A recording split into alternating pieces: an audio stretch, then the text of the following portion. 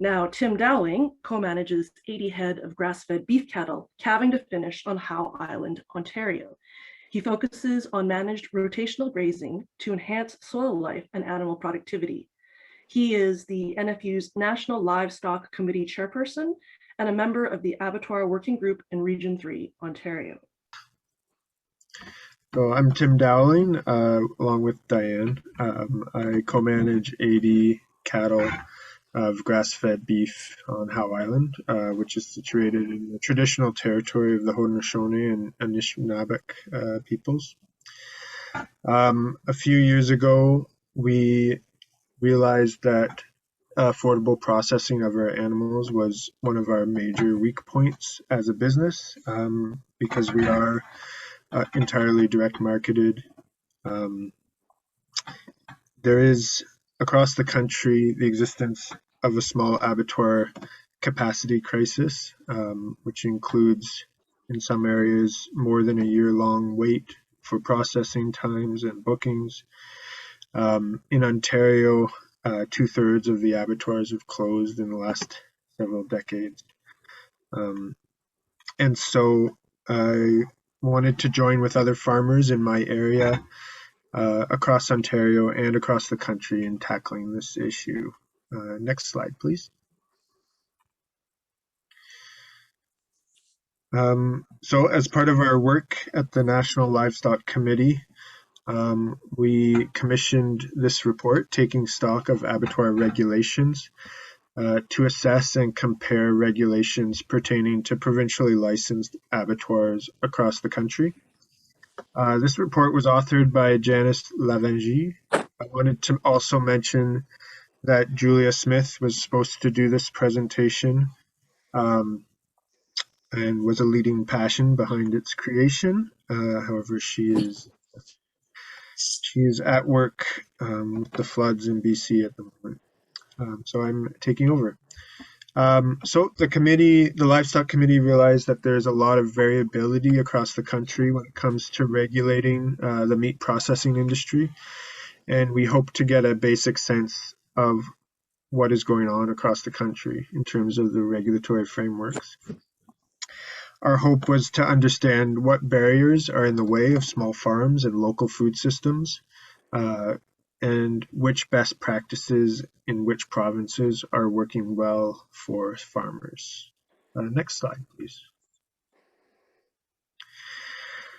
I probably don't have to convince too many people here of the benefits of a local abattoir, but here's a pictogram of the many benefits that and knock-on effects of local abattoirs. The report includes an extensive case study on Killarney Meats, a Manitoba processor, which looks at the benefits, including employment of local people, contribution to the local tax base, access to healthy local foods for community members, and shorter transportation and better animal welfare for the animals, as well as a reduction in the carbon footprint of transportation of meats.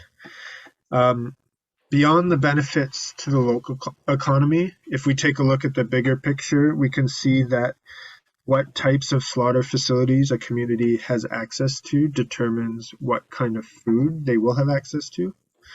We know that 95% of Canadian beef is processed in 3 plants in Canada, and other livestock sectors are in a similar situation. The meat going through the industrial meat processing system necessarily leaves our farms and our communities, often at below cost of production.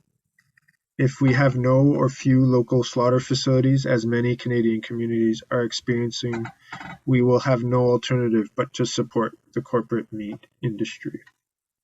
Next slide, please.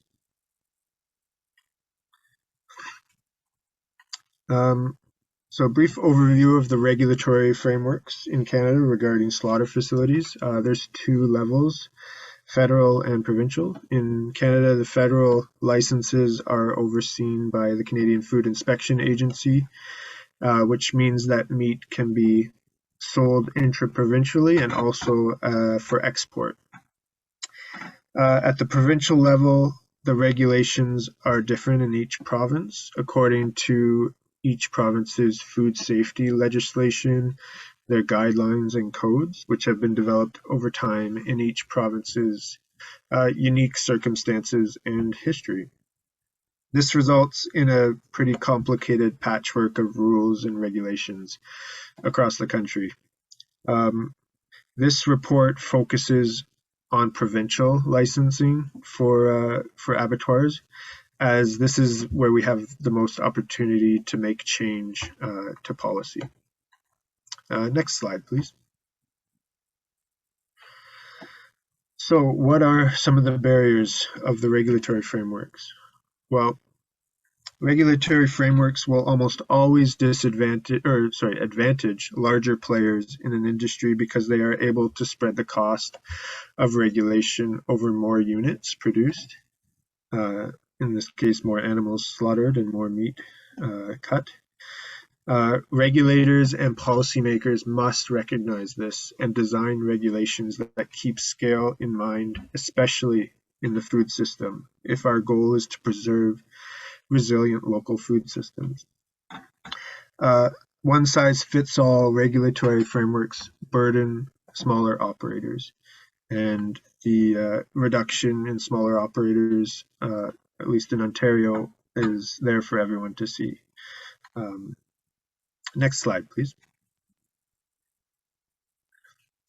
So another way to look at this is by analyzing the risks that different facilities pose.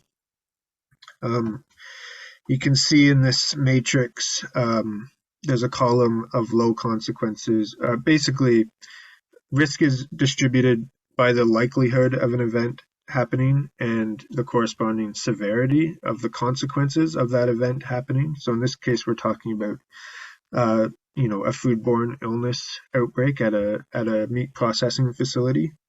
So if we look at the far column under severe, this would severe consequences.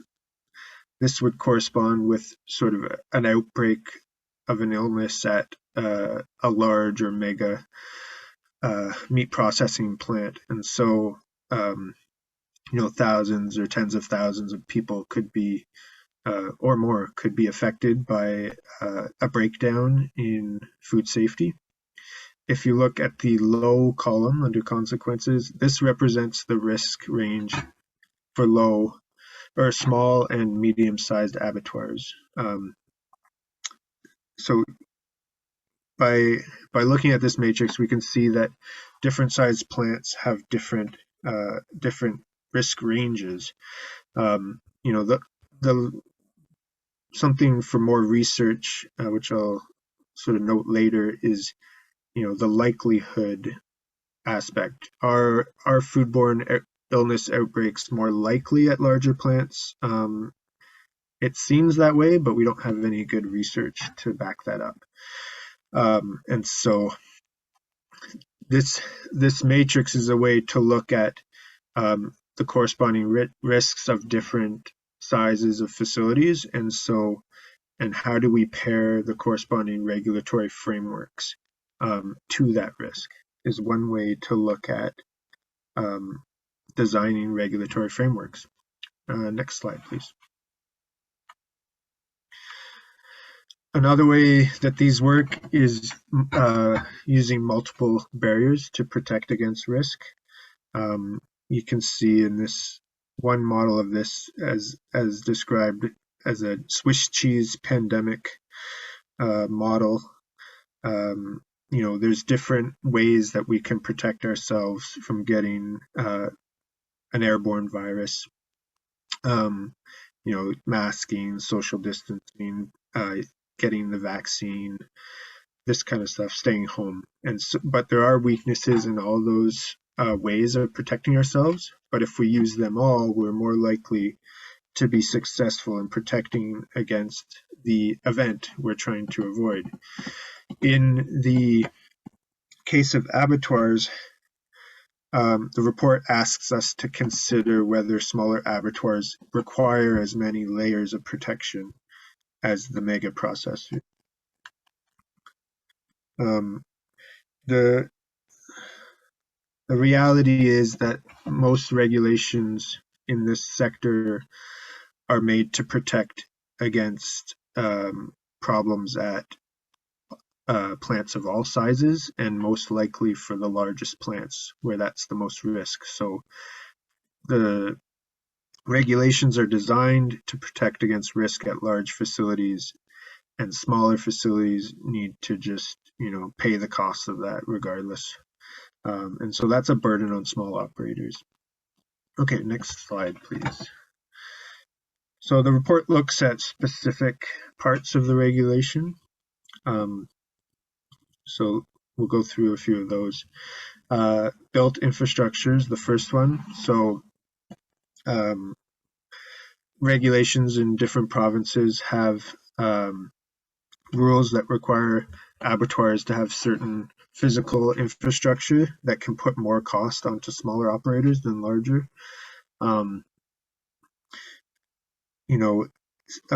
of these physical infrastructures don't actually relate directly to meat quality. For instance, staff change rooms or regulations for bathroom sizes or separate offices exclusively for the use of inspectors.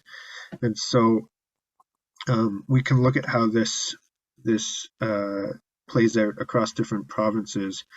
In Quebec, there's strict requirements for inspectors' offices, including square footage, regardless of size of facility. In Nova Scotia, an office is only required if the inspector is on site 3 days a week.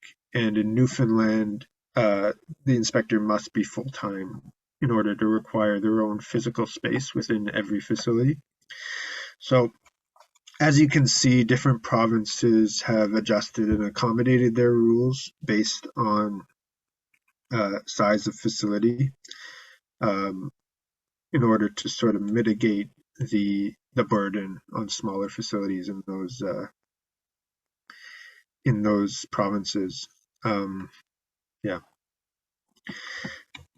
A trend that I've, it's not directly in every case, but a trend is that provinces with more formalized sectors or bigger or more organized sectors tend to have fewer and fewer accommodations for smaller facilities. Next slide, please. So 4 out of 10 provinces in Canada have tiered inspection regimes. So what this means is that inspections or licensing rules have some differentiation based on the size or location of the abattoir or other factors. So I'd like to go through these examples just because they're important. So in Quebec and British Columbia, they have separate requirements for small localized abattoirs. And so the inspections are for the facilities themselves, but inspection of each animal is not required in those facilities that are licensed in this tier. In British Columbia, there is a limited on-farm slaughter, but you must get training and have a plan and have your premises inspected to get that license. And so you can slaughter animals on your farm for resale. In Nova Scotia, on-farm slaughter is legal, totally uninspected, but it has to be to one customer. And so that one customer cannot go ahead and resell to other people, or you can't sell, half an animal to one customer and half an animal to the other. It's a one-to-one, one customer to one animal ratio.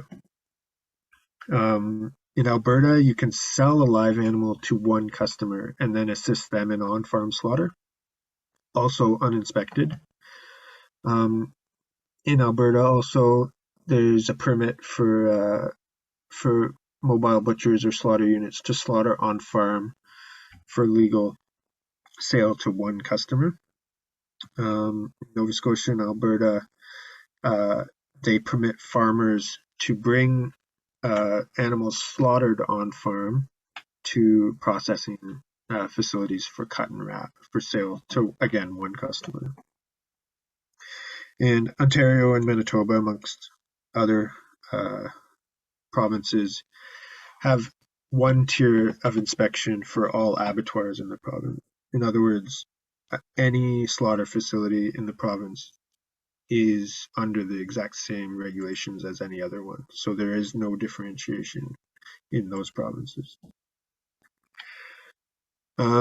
So as you can see, so to sort of illustrate that part of that risk analysis, you can see that some provinces are picking up on that with the one customer, one animal. So if something goes wrong with that transaction, the risks of that foodborne illness are restricted to one family. And so that is why they are justifying completely uninspected slaughter. Yeah, next slide.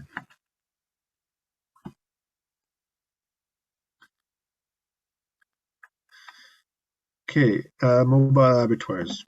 So one solution being proposed by many is mobile abattoirs. This could increase access to farms for slaughter. It can help geographically remote farms. It can reduce livestock stress during transportation. The report notes some issues with mobile abattoirs, including the logistics of chilling the meat post-slaughter, securing adequate cut and wrap post-slaughter, as well as the cost of the slaughter services themselves. These issues seem to pose some problems for the viability of it, but nonetheless, it is still currently in use in BC, Alberta, the Yukon, and Quebec, and has been studied in Ontario, Newfoundland, and Labrador. Next slide.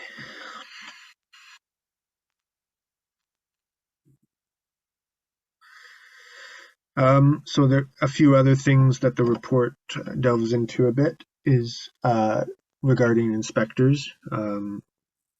Across many provinces, people have noted the inconsistencies that occur between inspectors. So this is, an inspector A comes in one week and inspector B comes in another week, and they say different things. Also unclear regulations, so up for different interpretations, as well as the issue of interpersonal problems between inspectors and plant operators, and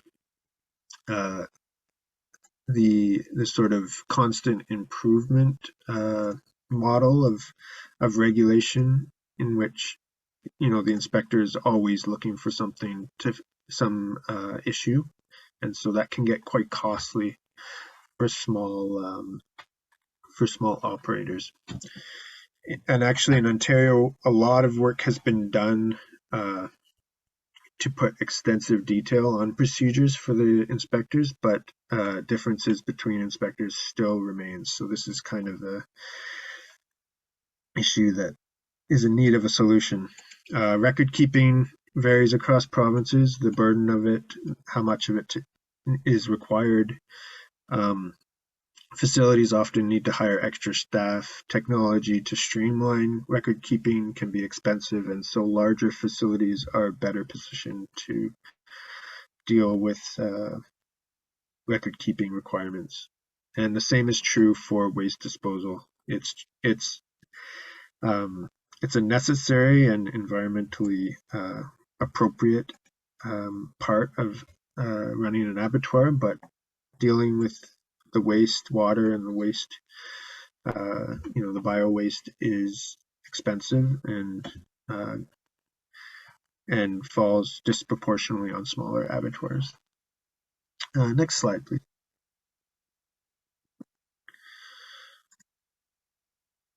So Janice has highlighted 3 areas that could be further researched. The first one is something that every province has an issue with, which is skilled, reliable labor. How can the slaughter sector secure skilled labor without resorting? 1 more minute, Tim. Thanks. Without resorting to exploitative practices is an area of research that might be important. Drilling down into that, the second one is drilling down into that risk matrix. How do we pin down whether there is a higher likelihood of foodborne disease at larger facilities? And the third is looking into the costly specified risk material waste requirements and if that's justified at the provincial level. Next slide.